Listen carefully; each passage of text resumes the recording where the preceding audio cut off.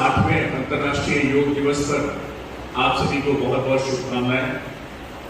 ऐशबाग रामलीला समिति को विशेष रूप से आभार कि उन्होंने मुझे याद किया। देखिए, योग में और एक्सरसाइज में ये अंतर है कि एक्सरसाइज जब आप करते हैं तो उसमें सांसों की गति और सांसों का लय का कोई ख्याल नहीं रखा जाता। आप दौड़ते हैं, पसीना निकालते हैं, बहुत हांफ रहे हैं, क्या उसमें सांसों की लय का ध्यान रखा जाता है? नहीं रखा जाता। योग में किसी एक पोस्चर के साथ साथ, किसी एक पोजीशन के साथ साथ सांसों का भी ध्यान रखा जाता है, सांसों की लय का ध्यान रखा जाता है। इसीलिए योग में किसी को आपने हांफते नहीं देखा। हम योग में जितने भी पोस्चर अपनाते हैं, जब हम शरीर को आगे मोड़ते हैं तो हम सांस लेते हैं कि छोड़ते हैं? छोड़ते हैं। और शरीर को जब पीछे ले जाते हैं तो हम सांस लेते हैं कि छोड़ते हैं? लेते हैं। तो यह है सांसों की लय के साथ शारीरिक क्रिया करना, इसको हम योग कहते हैं। और सांसों की लय के बिना ध्यान दिए हुए कोई भी क्रिया करना, उसको हम एक्सरसाइज या व्यायाम। So the procedure, the act by which you can add something in your personality is yoga. ये परिभाषा आपने कहीं नहीं, कभी नहीं सुनी होगी। ये परिभाषा मैंने स्वयं यानी डॉक्टर सूर्यकांत तैयार की।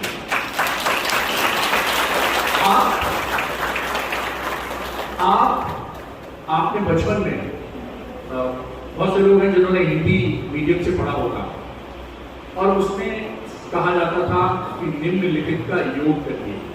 कहा जाता तो नहीं कहा जाता, और कहा जाता था 4 और 2 का योग कितना हुआ? 6 हुआ। 2 और 2 का योग कितना हुआ? इतना। फिर एक कहावत बन गई कि 1 और 1 जोड़ा जाए तो 2 नहीं बल्कि 11 हो जाता है। यही है योग। योग इतना प्रभावशाली है कि 1 और 1 को जोड़ा जाए तो 2 नहीं 11 हो जाते हैं। ये शक्ति है योग।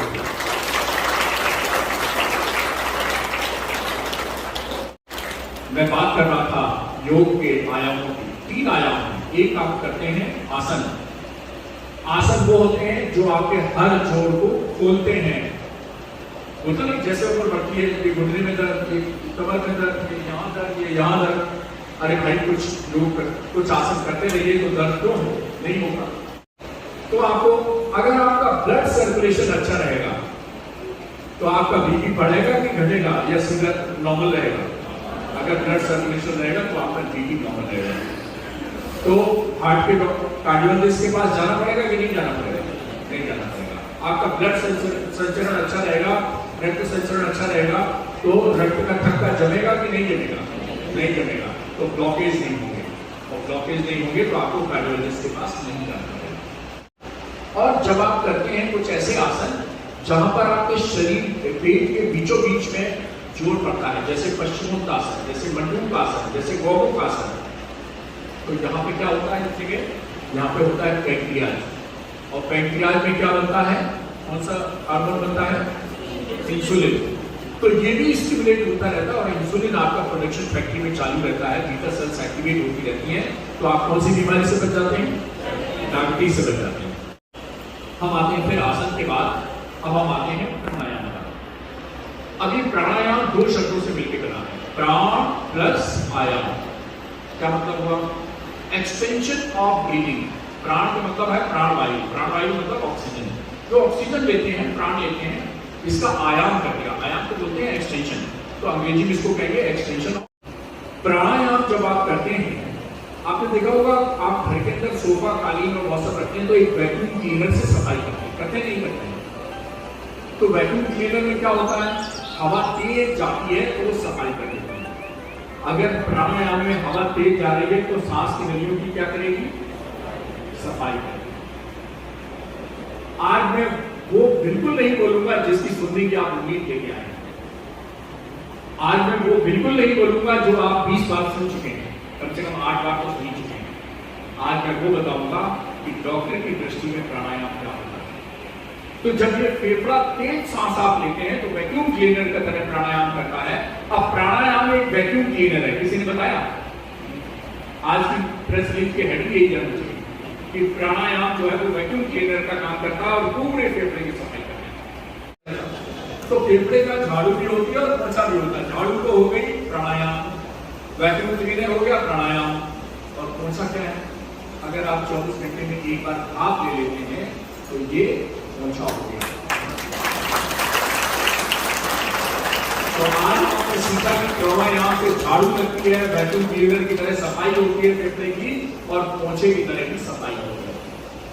जब आप स्टीम लेते हैं तो स्टीम जो होती है वेपर होते हैं, भाप होती है, लेकिन जब फेफड़े के अंदर जाएगी तो कंडेंस होकर फिर ये थोड़ा सा वाटर बन जाती है, और ये पूरी सांस की नली की सतह को, सांस की नली की ल्यूमेन को बिल्कुल पोछे की तरह साफ कर देती है। तो आपने आज जान लिया, फेफड़े का झाड़ू भी होती है, फेफड़े का वैक्यूम क्लीनर भी होता है, फेफड़े का पोछा भी होता है। तो फेफड़े का झाड़ू भी होती है और पोछा भी होता है। झाड़ू तो हो गई प्राणायाम, वैक्यूम क्लीनर हो गया प्राणायाम, और पोछा क्या है? अगर आप 24 घंटे में एक बार भाप ले लेते हैं तो ये पोछा हो गया। तो आज आपने सीखा कि क्यों यहाँ से झाड़ू लगती है, वैक्यूम क्लीनर की तरह सफाई होती है फेफड़े की, और पोछे की तरह की सफाई होती है। जब आप स्टीम लेते हैं तो स्टीम जो होती है वेपर होते हैं, भाप होती है, लेकिन जब फेफड़े के अंदर जाएगी तो कंडेंस होकर फिर ये थोड़ा सा वाटर बन जाती है, और ये पूरी सांस की नली की सतह को, सांस की नली की ल्यूमेन को बिल्कुल पोछे की तरह साफ कर देती है।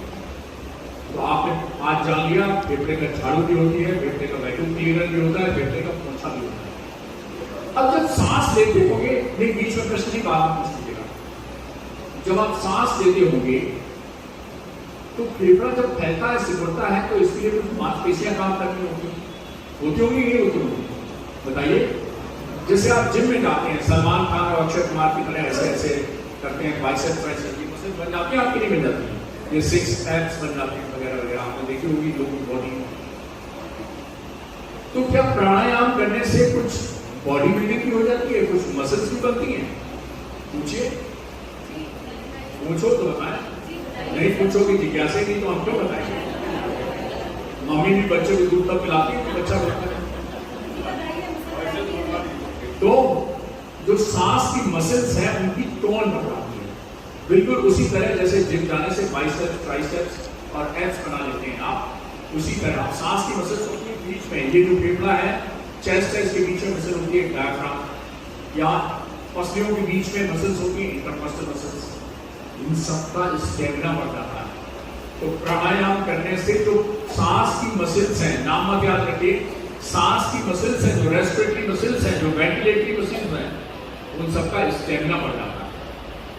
अब आप कहेंगे कि ये हमारी सांस की मसल्स का स्टेमिना हो गया, दिखता तो है नहीं बाहर, तो मतलब क्या बताएं हम लोगों को कि भाई इससे क्या होगा? कि बाइसेप्स तो दिखती है, हम जो है वो ऐसे करके चले गए तो लोग कहेंगे वाह क्या बॉडी बिल्डर कर रहा है। सांस की मसल्स का अगर स्टेमिना हो गया तो आपको क्या फायदा है? पूछिए, आप समझ रहे हैं? तो सांस की मसल्स का अगर स्टेमिना बढ़ गया तो मित्रों, हो सकता है जीवन के किसी मोड़ पे आपको अस्पताल में भर्ती होना पड़े, लेकिन वेंटिलेटर पे जाने की कभी जरूरत नहीं पड़ेगी। ये वो राज हमने बता दिया आपको, जो आपके हर बच्चे के, हर जवान के, हर बुजुर्ग के जीवन में काम आएगा। अभी 2-2.5 साल से कोरोना आया था, अगली बार कोई दूसरा रोना आ सकता है। आप मजबूत रहिए, तैयार रहिए। भारत ने दुनिया में बहुत अच्छी कोरोना के खिलाफ लड़ाई लड़ी है, पूरा देश। आप सोचिए, लोग कहते हैं ये तो बर्बाद हो जाएगा, मर जाएंगे लोग, भारत का नक्शा खत्म हो जाएगा। अमेरिका जैसे देश, यूरोप जैसे बहुत से देश पानी मांगे, सड़क पर उनको वेंटिलेटर लगाने पड़े। इसलिए वेंटिलेटर लगाने पड़े क्योंकि वेंटिलेटरिंग मसल्स की पावर ही नहीं थी उनके अंदर, और पावर किसी थी लखनऊ वालों के पास, भारत वालों के पास। क्योंकि हमें से थोड़ा बहुत लोग प्राणायाम करते थे। तो आप प्राणायाम करते रहिए। आपकी जो वेंटिलेटिंग मसल्स, वेंटिलेशन की जो काम आती है, रेस्पिरेशन के सांस लेने की जो काम आती है, उनको आप रेस्पिरेटरी मसल्स या वेंटिलेटिंग मसल्स कहते हैं। और जब हम प्राणायाम करते रहते हैं तो उन मसल्स का स्टेमिना बढ़ जाता है, पावर बढ़ जाती है। और इसलिए मैंने कहा दोस्तों, गलती से अगर आप, वैसे तो मैं कोशिश भगवान से प्रार्थना करूंगा कि किसी को भी अस्पताल में भर्ती ना होना पड़े, लेकिन अगर होना पड़ा तो आप सिंपल बेड से डिस्चार्ज हो जाएंगे। आईसीयू में भी गए तो कुछ इंजेक्शन और ऑक्सीजन से डिस्चार्ज हो जाएंगे, लेकिन आपको वेंटिलेटर की जरूरत नहीं। ये है प्राणायाम की ताकत। अब तीसरा जो आयाम हम लोग करते हैं वो ध्यान, मेडिटेशन। बस 1 मिनट में अपनी बात समाप्त करता हूं। मेडिटेशन यानी ध्यान, माने क्या? आपने देखा होगा इतना बड़ा संकट आ जाता है, मोदी जी के चेहरे पर शिकन दिखती है आपको? टेंशन दिखता है, चिंता होती है। अगर कोई दूसरा प्रधानमंत्री होता तो छुट्टी लेके इटली चला जाता। समझदार बहुत तुरंत पकड़ते हैं, इटली वाले पकड़ गए। तो क्यों नहीं दिखता है? अगर आप ध्यान करेंगे, मेडिटेशन करेंगे तो आपका आत्मबल मजबूत होता है, आपके अंदर सकारात्मक सोच आती है, आपके अंदर कार्य करने की ऊर्जा आती है, आप काम को बोझ नहीं समझते। कई लोग है ना काम को बोझ समझते हैं, सुबह आए शाम को आज तो भाई चल गए 8 घंटा, बॉस ने बहुत काम दे दिया। अरे काम ले लिया, आपने देश के लिए काम किया, अपने लोगों के लिए काम किया, इसमें क्या बुरा किया? क्यों चढ़ गए, क्यों थक गए? अरे काम करने से तो आपको एनर्जी मिलनी चाहिए। तो जिनको काम बोझ लगता है, अगर वो ध्यान करते हैं, मेडिटेशन करते हैं, जिनको किसी ने देखा कोई गोली मार देता है, एग्रेशन बहुत है, देखिए माने पबजी नहीं खेलने जाते, गोली मारते, परीक्षा में फेल हो गए तो सुसाइड कर लिया। ये सब क्यों आ रहा है? ये नकारात्मक सोच के कारण आ रहा है। अगर बच्चों को मेडिटेशन सिखाएंगे तो ये नकारात्मक ऊर्जा कभी नहीं आएगी। कोई बच्चा सुसाइड या होमिसाइड, क्रिमिनल एक्ट नहीं करेगा। आप समाज के लिए कुछ न कुछ देने का काम करें। और इसके साथ साथ और कहां से ये आत्मबल आता है और कहां से ये आपकी ऊर्जा बढ़ती है? वो बढ़ती है घर के माहौल से।